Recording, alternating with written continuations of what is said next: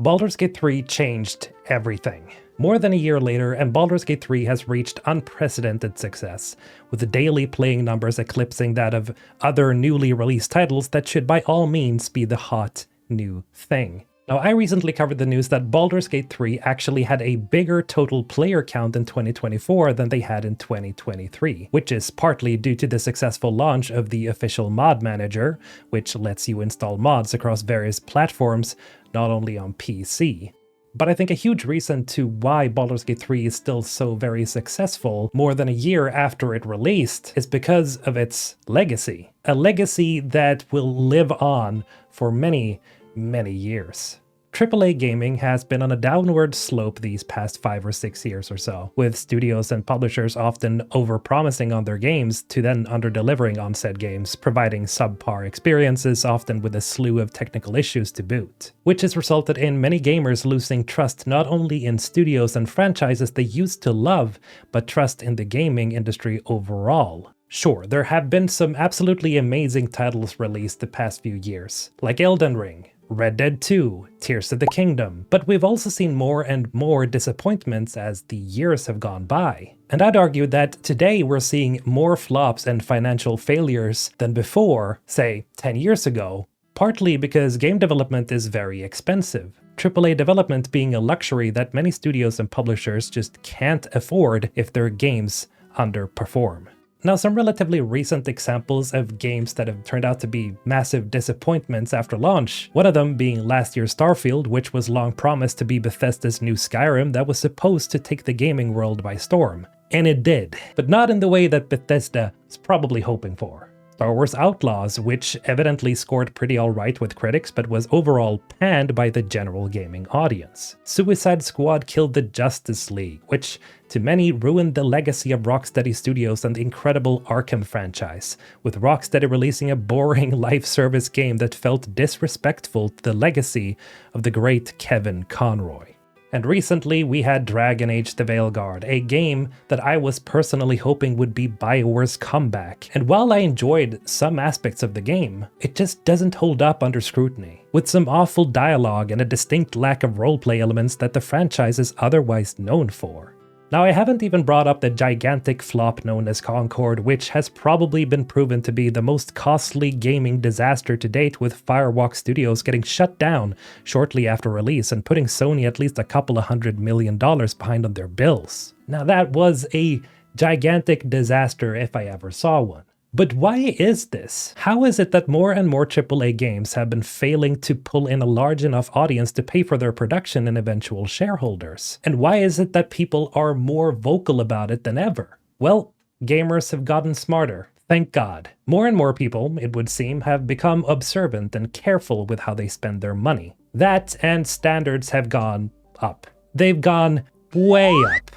And one of the main culprits for this, I think, personally, in my own subjective opinion, is Baldur's Gate 3. See, Baldur's Gate 3 did something that many studios and publishers still hasn't learned. Larian made a specific game for a specific niche audience with a specific intent. They were transparent with their consumers and listened to their fans and engaged with their fans a lot. Then they simply delivered on what was promised, which was a turn-based cinematic RPG that focused on player agency, being one of the first real simulations of how an actual campaign in Dungeons & Dragons can look like. This has given people a true taste of the potential in gaming, particularly in RPGs. Tell me of a game with the same amount of variations, encounters, and interactions, all presented in a cinematic manner. You know what? I'll probably have to wait a while, because here's the thing, there really isn't one.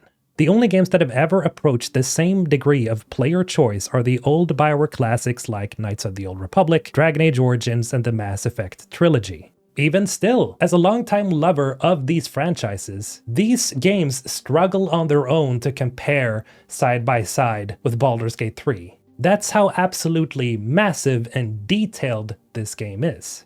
Another big, and I really mean big, reason to why standards have been raised is because of how Larian acts as a studio. Now, everyone who played Baldur's Gate 3 at launch will probably agree with me on this, in that BG3 absolutely needed some extra work post-launch. Let's be frank about it. There were bugs and performance issues out the wazoo. But here's the thing.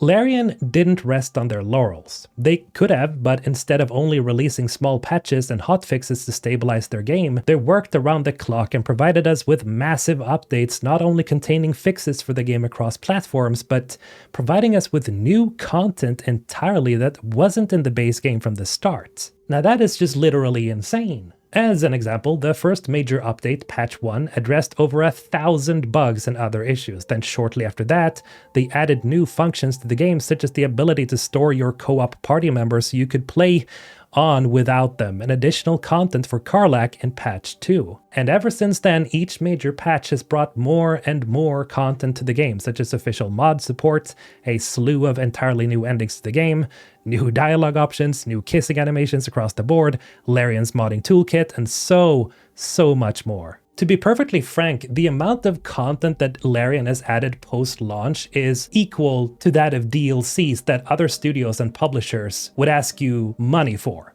But Larian just goes ahead and releases this stuff for free. And so if I had a glass that I could fill with the physical representation of respect, this thing would be flowing over right now. Because I can actually feel how much Larian respects me as a consumer and as a fan. And I think that goes for a lot of people out there. Because no studio has built up such goodwill with their community in today's gaming landscape, and they just keep delivering. As they recently announced that their next big patch will introduce 12 completely new official subclasses to the game that everyone will get to enjoy, without paying a single penny for it. Well, besides buying the game, of course. Duh. Now, if you don't think that's deserving of respect, then I don't know what to tell you. Am I glazing the ever-living hell out of Baldur's Gate 3 and Larian? Abso-frickin-lutely, and I will continue doing so. Larian has raised the industry standard across the board in terms of product quality and company presentation, and any other AAA studio or publisher that doesn't deliver in these categories will simply not earn the respect of the majority of their consumers, which they need to do in today's industry. Now, I'm not saying this as a statement of my own personal feelings. It's just objectively true. When you have been exposed to a product that over-delivered, and then a company that went above and beyond to make sure that your needs were met and your feelings were left completely satisfied, you are not going to go back to a previous product that is worse at the same price range. Now, yes, if you're buying a product that's cheaper, you'd expect something of a lower quality, which is completely reasonable. And that's why we're still seeing indie games thriving, because guess what? Gamers don't expect indies to measure up to AAA titles. Maybe some do, but the majority simply don't. But in the case of Baldur's Gate 3, Larian has simply set a completely new standard that I'm absolutely sure that various executives are panicking over right now. And they absolutely should. Because video games are expensive, and as mentioned earlier, consumers are getting more and more selective with what they buy. And this is a good thing, because we're finally seeing something happen that a lot of us was hoping many years ago. People are starting to understand the power of their wallets. And that's why we're seeing more and more AAA games just not making enough bank to justify their development. Because gamers are speaking with their wallets. Finally. Now, obviously, it has to be said that we have things such as increased cost of living today, but here's the thing. Video games are a hobby. They're not a necessity. Yet it's the most beloved hobby all over the planet. Of course, you're going to put down money on something that you love doing. But in today's day and age, you simply have to be more selective, which is why consumer trust and respect is more important than ever. And how do you go about getting trust and respect from your consumers? You make a really good product that will stand out. And how do you reach that point? By communicating with your audience and your consumers and talking with them, which thankfully Larian managed to do because they had Baldur's Gate 3 in early access, which is why early access is such a good thing. Honestly, it's my hopes that we never go back. And I understand the implications of saying this, because the extremely high expectations go both ways. People are now expecting the next game Larian produces to be even better than Baldur's Gate 3 was. And you know what? They might fail. Larian might never be able to replicate the absurdly good experience that is Baldur's Gate 3. And if they don't, they will hear from their consumers. If not by vocal complaints on the internet, then in lower sales. But you know what? For now, they have earned my trust. And while trust is easily broken, they've still built up enough goodwill to last them another 10 years. And I think as long as Sven Vink is in charge, Larian will be in good hands. The guy built up the studio from the ground up and he's still in charge. And looking at his and Larian's track record with games such as the previous Divinity games, I'm not worried for Larian's future. And neither should you be. But for the overall gaming industry, I'd say it's a pretty good idea for studios and publishers to look at Larian and ask themselves, how can we do better? And you know what? Why don't you guys tell them in the comments below? Because they should listen to you, their consumers. Anyway, thank you to all my wonderful Ensvin squad members for supporting the channel as always. And remember, you can also become a member of the channel by clicking this button right here. This has been Mr. Holton, signing out.